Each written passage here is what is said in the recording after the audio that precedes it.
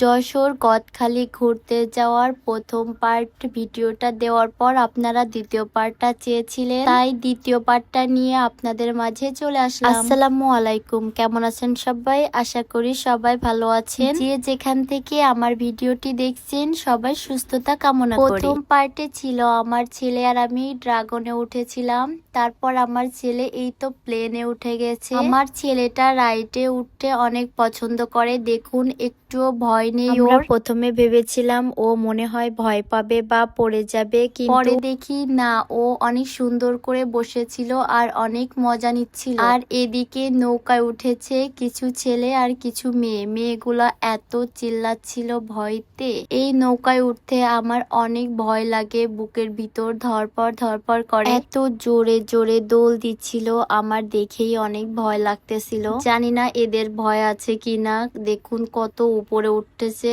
আর নিচে নামতেছে। মেয়েগুলা একটু ভয় পাচ্ছিল, তাই জোরে জোরে চিৎকার করতেছিল। কার কার এরকম নৌকায় উঠতে ভালো লাগে আর কার কার ভয় লাগে সবাই কমেন্ট বক্সে জানিয়ে দিবে। তাতে একটা ছেলে নৌকা ধরে ঝুলতেছিল, ওইখান থেকে যদি একবার পড়ে তাহলে ও তো শেষ, তাও ওদের কোনোই ভয় নেই। পরে আমি আমার ছেলের কাছে আবারও চলে এসেছিলাম। এই তো আমার ছেলের রাইডার শেষ, দেখুন কত জোরে জোরে ঘুরিয়ে ঘুরিয়ে চালাচ্ছিল।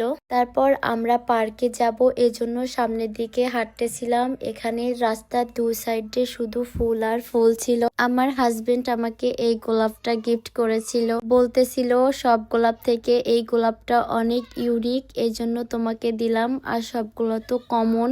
সত্য এত ফুল একসাথে দেখে যে কত ভালো লাগতেছিল। পরে সামনে এসে আমার ছেলে বলতেছিল এই চোখ ক্যান্ডিগুলা খাবে, ইউটিউবে অনেক ভাইরাল এই চোখ ক্যান্ডিগুলা, তাই আমার ছেলে দেখেই চিনে ফেলেছে আর বলতেছে আমাকে এটা কিনে দাও। তারপর আমরা সামনে যেয়ে হাতের একটা ফুল কিনেছিলাম। এই তো আমাদের ফুলটা তৈরি করে দিচ্ছিল, তৈরি করাও কিছু ছিল কিন্তু দেখে মনে হচ্ছিল একটু নষ্ট নষ্ট হয়ে গেছে, তাই আমরা নতুন করে আবারও বানিয়ে নিয়েছিলাম। এই তো আমার হাজবেন্ড আমার হাতে পরিয়ে দিচ্ছিল আর ওই ভাইয়াটা আমাকে ভিডিও করে দিচ্ছিল। ফুলের ব্যাজলেটটা অনেক ছোট হয়ে গেছিল, সুতাটা, এজন্য বাঁধতে একটু দেরি হচ্ছিল। এই তো ফাইনালি আমাদের ব্যাজলেট বাঁধা শেষ, আমরা সামনের দিকে যাচ্ছিলাম। এখানে কয়েকটা পার্কে ছিল, বুঝতেছিলাম না যে কোন পার্কটায় যাব, তাই একটু ঘুরে ঘুরে দেখতেছিলাম যে কোনটার ভিতরে ঢোকা যায়। এখানে অনেকগুলা সাদা গোলাপ একসাথে ছিল, দেখে যে কত ভালো লাগতেছিল, মনে হচ্ছিল সব ফুলগুলো বাসায় নিয়ে আসি। আজ এই পর্যন্ত, ভিডিওটি অনেক বড় হয়ে যাবে। নেক্সট পার্ট দেখার জন্য সবাই কমেন্ট করবেন। তৃতীয় পার্ট